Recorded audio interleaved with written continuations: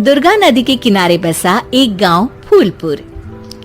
गांव में कुछ 100-150 लोग रहते थे।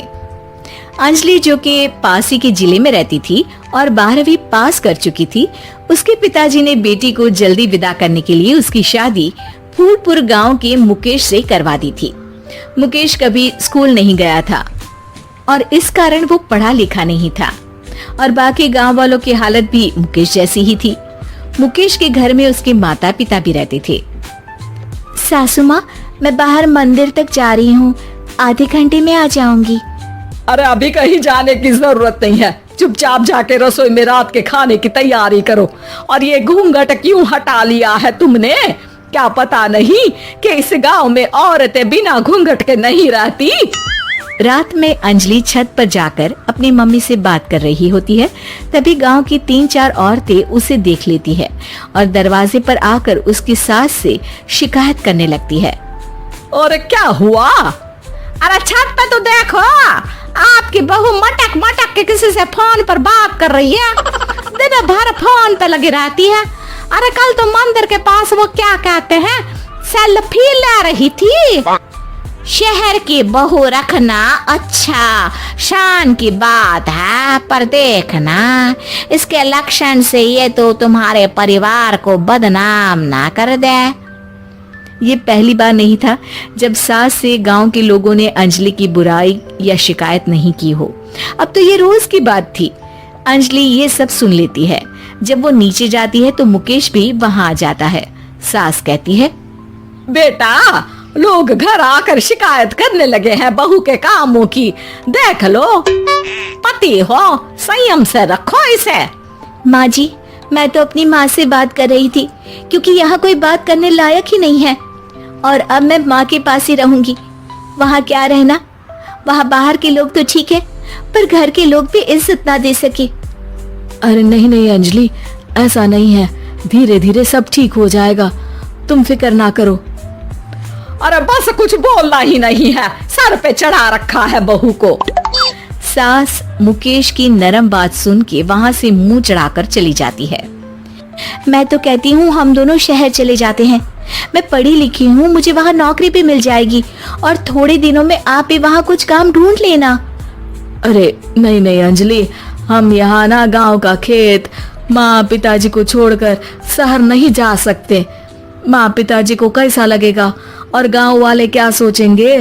ये कहकर मुकेश सोने चला जाता है और अंजलि की गांव वालों द्वारा बुराई का सिलसिला बहुत दिनों तक चलता ही रहता है। लेकिन अंजलि गुस्सा ना दिखाते हुए समझदारी से काम लेती है। बारिश का मौसम चालू हो जाता है। जोरदार बारिश से पूरे गांव में हाहाकार मच जाता है। दुर्गा नदी में बाढ़ आ जाती है और बाढ़ का पानी पूरे गांव की फसल तबाह कर देता है। फसल की ये हालत देखकर गांव वाले निराश हो जाते हैं और बात तो यहाँ तक पहुँच जाती है कि कुछ लोग तो अंजलि को इस सब का दोषी ठहरा देते हैं। अरे पूरी फसल तबाह हो गई, पता नहीं किसकी नजर लग गई है। अरे जब से चौधरी परिवार में ये शहर की बहू आई है ना, तब से ही गांव की शांति चली गई है। इसके कर्म कांड से माँ दुर्गा नदी भी खुश नहीं है। ये सब सुनकर बेचारी अंजलि रोते हुए अपने घर चली जाती है। कुछ दिन बाद सभी गांव वाले अपनी फसल का मुआवजा लेकर अपने अपने घर आते हैं। मुकेश भी 1500 लेकर आता है। अंजलि को जब पासबुक दिखाता है तो अंजलि हैरान हो जाती है। अरे, ये पासबुक में तो उन्होंने 4000 की एंट्री करी है और आपको सिर्फ 1500 दिए। सच में? अरे वो सरकारी अफसर आपको बेवकूफ बना रहे हैं। सरकार की तरफ से हमें 4000 मिले हैं, लेकिन बाकी का सारा पैसा खुद ही खा रहे हैं। आप लोग के अनपढ़ होने का फायदा उठा रहे हैं। ये सब सुनकर मुकेश परेशान हो जाता है, लेकिन अंजलि उसे हिम्मत से काम लेने को कहती है और सुबह होते ही मुकेश को पंचायत कार्यालय ले जाती है और साथ में गांव के और लोगों को भी। आप सरकारी बाबू क्या गांव के लोगों को बेवकूफ समझते हैं? आपको क्या लगता है ये पढ़े लिखे नहीं है तो आप कुछ भी मनमानी करेंगे? ये बेचारे दिन रात इतनी मेहनत करते हैं, ये हमारे अन्नदाता हैं और आप इनके साथ ऐसा धोखा करते हैं। अरे क्या बके जा रही है ये लड़की, किस धोखे की बात कर रही है?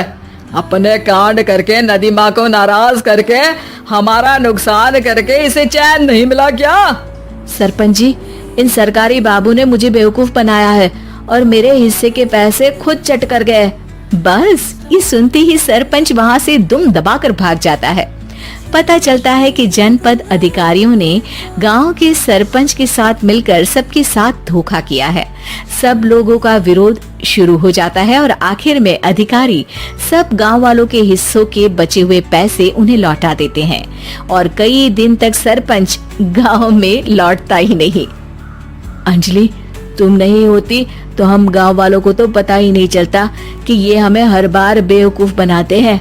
हाँ हाँ अंजलि बेटी, हमें माफ कर दो। हम सब तुम्हें बुरा भला कहते रहे, लेकिन तुमने ही आज हमें बेवकूफ बनाने से बचाया है। हमें तुम पर गर्व है बेटी। अब समझ आया कि सरपंच तुमसे नहीं, तुम्हारे पढ़े लिखे होने से नफरत करता था। क्यों ना इस बार हम अंजलि को ही सरपंच पद के लिए चुन ले? क्या कहते हो गांव वालों? पढ़ी लिखी सरपंच। बस पूरा गांव अंजलि के लिए ताली बजाता है और अंजलि की सास उसे खुशी से गले लगा लेती है।